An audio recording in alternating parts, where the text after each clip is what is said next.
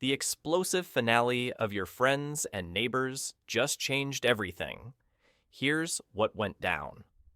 Warning: major spoilers ahead for the jaw-dropping finale of Apple TV Plus's Your Friends and Neighbors. Proceed with caution. Just when we thought we knew who Andrew Cooper, aka Coop, really was, Your Friends and Neighbors flipped the script in the most electrifying way possible. Played to gritty perfection by Jon Hamm, Coop was once the epitome of suburban success. Devoted husband, a loving father, high-flying executive.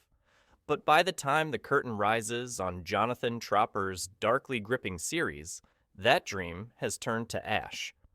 Fired from his job, divorced, and floundering in a life suddenly defined by loss, Coop doesn't just spiral, he crashes.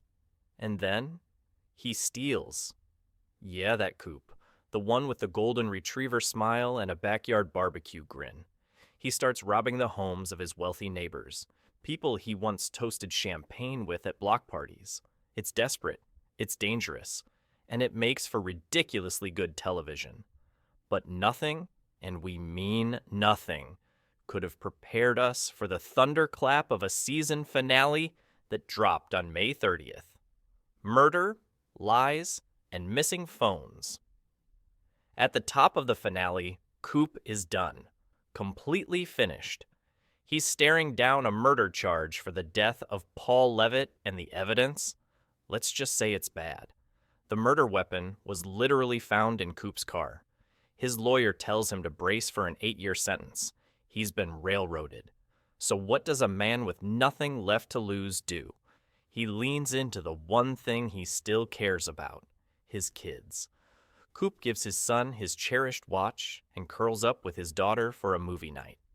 It's all heartbreakingly domestic for a man with a murder charge looming. But then, enter Mel, the ex-wife who still knows him. Best played with fierce vulnerability by Amanda Peet, Mel is Coop's ex-wife who's clearly not over him. When she spots their son wearing Coop's prized timepiece, she knows instantly what's happening. He's surrendering, and she's not having it. In a scene that hits like an emotional gut punch, Mel storms into Coop's house and begs him to fight back. Really fight. She reminds us, that while their marriage may have ended on paper, their connection never died. You don't stop being family just because you signed a piece of paper, Tropper notes. She pleads with him, she kisses him, and for the first time in a long time, Coop listens. That's the moment he decides to save his own life, says Tropper. A second phone and a second chance. Fueled by Mel's fiery pep talk, Coop begins to actually look at the evidence again. And that's when he finds something curious. There's no trace of his number in Paul's wife Sam's phone. But that doesn't make sense. Sam and Coop had been having a steamy, not-so-secret affair. They texted constantly. Paul wasn't murdered. He took his own life. But Sam, calculating and cold, saw an opportunity. She staged the scene, shot his body twice to sell the murder narrative, and planted the gun in Coop's car. The goal? Frame: Coop keep the no-suicide clause in Paul's life insurance policy intact. Walk away rich. For the first time in the show's run, the narrative shifts from Coop to Sam. We see her. We hear her. We understand the crumbling illusion of her perfect life in Westchester. Tropper admits this storytelling pivot wasn't even in the original script. But when his producing partner, Jamie Rosengard, pitched the idea of giving Sam a narrator's voice, it was a revelation. We're a season 1 show. We get to make our own rules, Tropper says.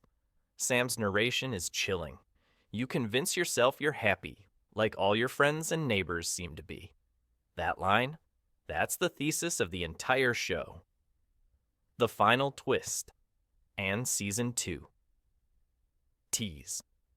Here's the kicker. Coop never gets on that plane to Switzerland. Jack takes off alone. And in one final act of poetic vengeance, Coop robs Jack's house, stealing a beloved painting, not for money, but for revenge. He's not doing it for financial reasons, Tropper clarifies. He's taking something Jack loves, just because now he can. As Coop drives away, the show closes on a shot of a man no longer defined by loss, but by choice. What's next in Season 2? Your Friends and Neighbors has officially been renewed, and Tropper promises the stakes are only getting higher. It's darker. More intense, he says. The heart of the show is still about relationships, especially the Cooper family, but we're diving deeper into what makes these people tick, and don't think Coop will be the only one making headlines next season. Mel's got trouble of her own coming, Tropper teases. Nobody gets out clean. So buckle up. Season 1 was the appetizer. Season 2? That's the main course, and it's going to be deliciously messy.